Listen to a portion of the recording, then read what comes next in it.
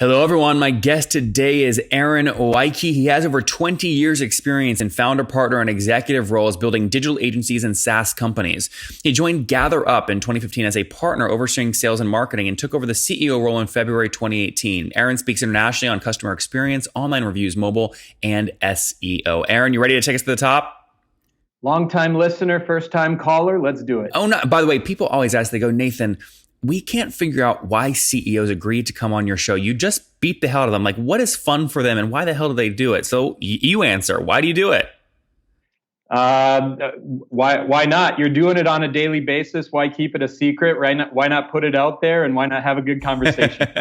Well, I'm glad you came on. I'm looking forward to this. So usually when there's a CEO change in a company, right, there's a catalyst for it. What happened in February 2018 where you moved from sales and marketing to taking over the CEO role? Yeah, I think it was just a maturation of our company. Our initial founders were great at, we're bootstrapped, getting the company off the ground. But I'd had a lot of experience scaling companies from kind of where we're at to those next 2 or 3 levels. And I think it just became apparent to us as partners when we talked about it that I had the best experience and was the most suited to take us to those next steps. So your involvement prior to that, were you an employee with an equity grant leading sales and marketing, or were you an investor in the company? What was your role before that? I got brought on right as we were kind of forming the corporation once things kind of got moving. So came on with an equity stake. Okay. And basically, VP of sales and marketing role. So helping land new business and get us out there. And give me a general sense here. We're talking about like a 10-person team, or what's the team size? Yeah, team size, our 19th person starts on Monday. Okay, 19 people. Okay, healthy. Good. All right, and then we jumped kind of into that fairly quickly. Tell us what the company does. Absolutely. So the easiest way when I have a conversation with people is when you think about today as the Amazon economy where pricing, deliverability, availability, all of those have been commoditized. What Gather Up aims to do is help you defend the last 2 big things any company has, and that's brand and reputation. So in a simple way, what we help you do is gather, manage, and then market those customer experiences and online review data to a business's advantage. So easy examples would be like a 200 location storage unit or a 20 location fast casual restaurant. Our most commonly used feature is proactively reaching out to customers after that experience using email or SMS and asking them, how was the experience?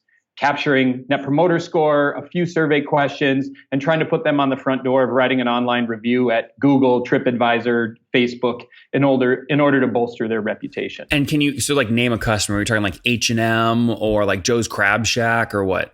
Yeah, so a customer would be like pods, right? The storage units that get dropped off right in front of your house, or Allstate and their insurance agents. So after you go in to renew your policy or have an interaction with them, we follow up with but we look at it, what we want to be is the best 2-minute conversation after an experience. We're not looking to be a medallia where you have 30, 40 questions, super taxing on the user. We want it to be a positive brand experience and a win-win for the customer to be able to talk and a win for the business to understand far more customers, how they feel about that business. Okay, good. And then give me a sense here of size-wise. So what are customers paying per month on average for this thing?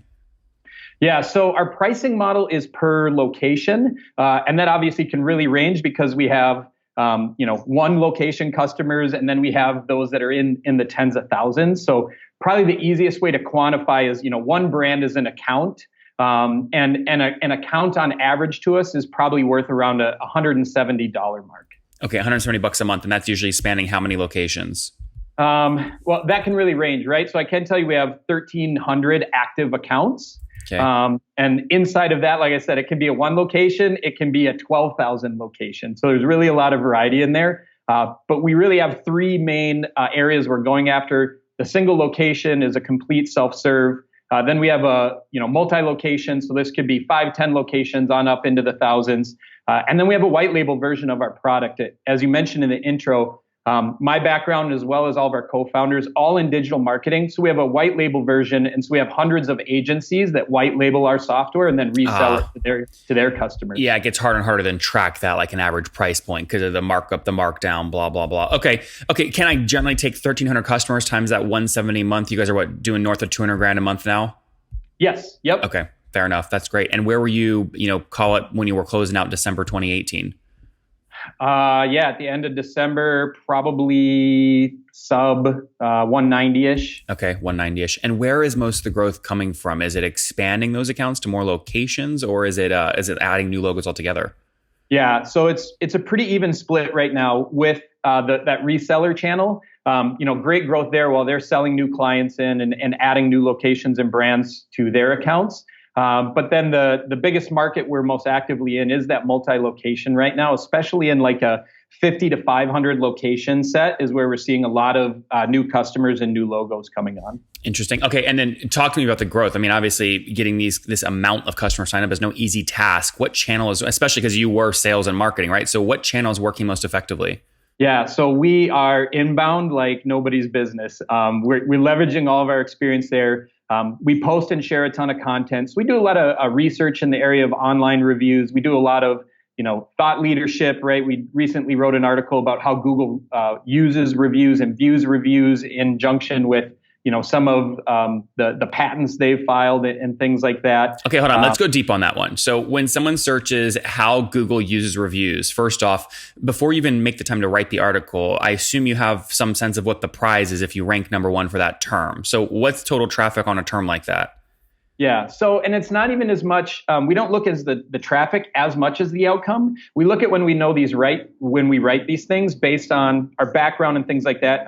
One of our partners too, Mike Blumenthal, is a longtime, very deep expert in the local search and Google Maps industry. So a lot of times when we create this content, it gets amplified by those that are connected to it. So like Search Engine Land or Moz, things like that are going to link back to our articles as well as others writing articles about it. So a lot of it isn't always as much. We definitely have some things where we get good traffic straight from Google, but a lot of it is just being cited as the resource and as an expert in that area by all kinds of different people that are got it. So like this article will get backlinks from other people that want to reference you, and that's a good way you get in leads. Yep. Yeah. So how many leads coming in would you say per month? Yeah, really depends by segment. On the agency side, well over 100 agencies are looking into our pricing, looking to get demos and add us to their product marketing mix. In multi-locations, right, we're there at about dozens. Okay. And for us right now, out of our 19, I mean, we have one inside salesperson on the agency side for the last year, just because of what we hit and how much we needed there. I'm still doing all of our sales in the multi-location world. Hopefully that's going to be changing it in the next 6 months. But yeah, we put all of our focus into inbound, haven't done $1 of paid. Those 100 plus inbound agencies per month that come in, I mean, how many of them will you close that month or in the subsequent months? Yeah, we're usually somewhere between 25 and 30 each month of what we're onboarding in that channel. Okay. I mean, that's all at 100-ish, 170-ish per month starting.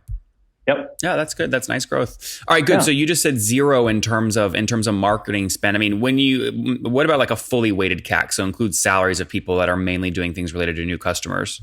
Yeah, and because we're so inbound, that's definitely one number I don't have for you. We never really have buckled down on cost of acquisition since we're so focused on inbound. Well, are you profitable? Yes, absolutely. We've been profitable for over 3.5, almost 4 years. Okay. I mean, like, can I push you a little harder? Are you talking like 10% to the bottom line, 50%? 5?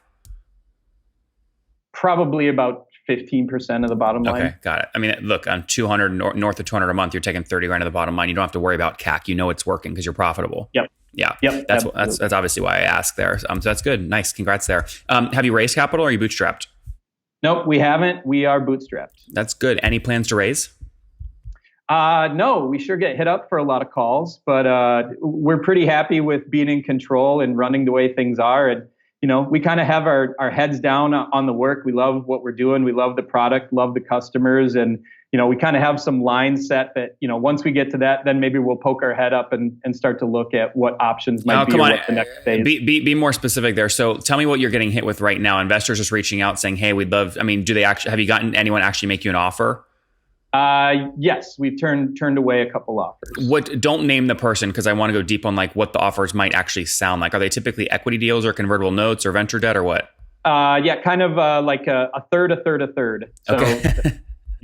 A third cash, third convertible, third stock was probably the best one that we turned out. Okay, and so when you're taking these inbound and you're just analyzing them, I mean, tell me. Let's just focus on venture debt for a second. The venture debt deal might sound something like, "We'll give you," I'm making this up, 4x of your 200 grand you're doing today per month. You pay me back a 1.3 to 1.5x repayment cap as 5 to 9% of your gross receipts collected per month. What do you like or dislike about that model?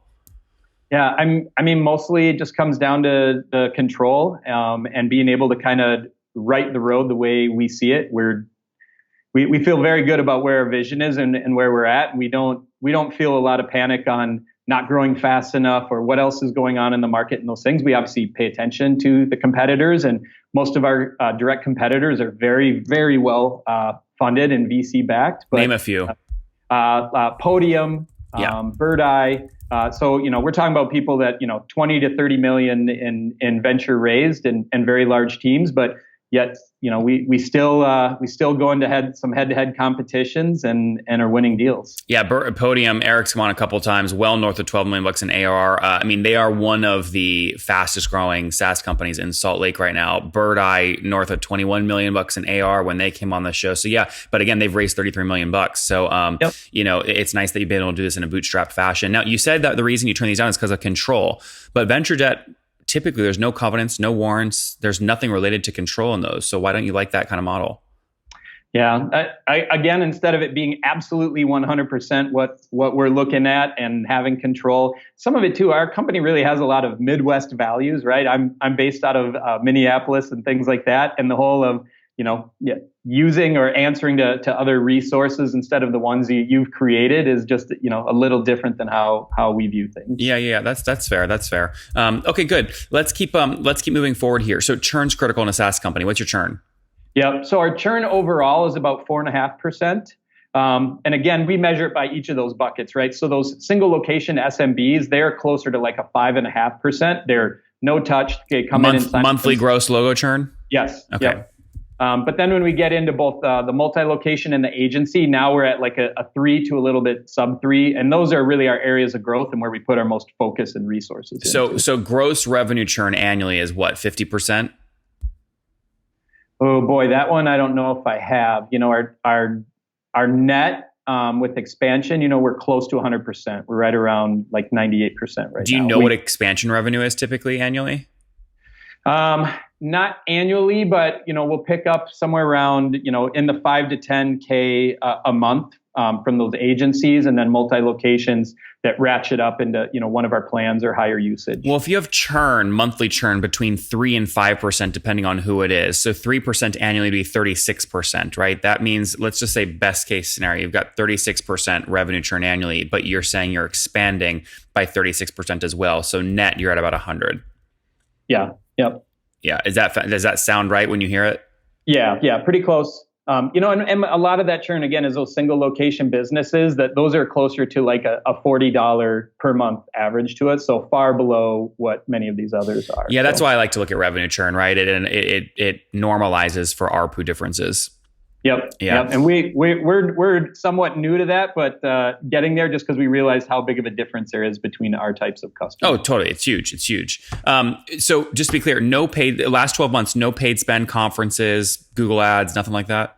Okay. So we're just doing our first conference sponsorship this summer, MozCon, which is a really big search conference in Seattle. So that'll be our first really big foray into doing something like that. We just announced today that we're sponsoring that. So. And these kinds of days are typically like 10, 20, 30 grand?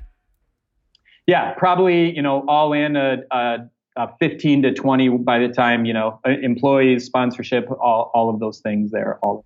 Very good, Aaron. So, let's wrap up here with the famous 5. Number 1, what's your favorite book? So it's a really quick, easy read. It's called Be Like Amazon, Even a Lemonade Stand Can Do It by Jeffrey and Brian Eisenberg. Just focus on like customer centricity, both Amazon and other brands, and how to make it really relatable and grow it, and just principles at any business. Because it's one of those things that when I hire somebody, I usually want to put that book in front of them to get them to understand how we think. Give me a CEO you're following or studying. Oh, boy. I mean, not anyone in specific, but just about any SaaS CEO I come across. I'm willing to soak up information, follow them on Twitter, see what they're writing, see what they're speaking about. Name one. Help Scout CEO. Can't remember his name, but I know he was recently on with you. We use Help Scout as well, so that's definitely one. Yeah, good. Help Scout, good one there. And by the way, CEO, I'm trying to remember his name. Oh, Nick Francis. There you go, Nick Francis. Yeah, Nick Francis, Help Scout. That's good. All right, number 4. What's your favorite online tool for building the company? So I'll go with an oldie but goodie, Campaign Monitor. I have probably used them for a decade now. They were one of my first SaaS loves, where I felt like they built features before I needed them a very long time ago in digital agency. So I'll give them some love for being. We still use them at Gather Up. So Campaign Monitor. How many hours of sleep are you getting per night? Oh, I'm in a good 7 to 8 zone at this point. Okay, and what's your situation? Married, single, kids? I am. I have a lovely wife for 17 years now, and I have 4 kids. Geez, okay. 4 kiddos, and how old are you? I am 44. Last question. What do you wish your 20-year-old self knew? And think bigger, and then go after it once you're thinking that big. I definitely spend a lot of time being a little too real about certain ideas, or only thinking very localized with them. And when I look back, I'm like, all right, the core of it was a really good idea, and I really should have pushed harder to step outside my comfortability and boundaries and get after it. Guys, gatherup.com, helping you get better customer reviews, just past $2.6 million in ARR. That's up from called $190,000 a month just about 6-7 months ago. Nice growth, team of 19 people, bootstrapped, profitable, taking about, call it 15% to the bottom line every month. 36% revenue churn gross annually, but the expansion makes up for it. So 100% net revenue retention. No CAC yet, not spending money really on paid acquisition, except the upcoming conference MozCon, which they're going to test out. All right, Aaron, thank you for taking us to the top. Thanks, Nathan. Enjoyed it.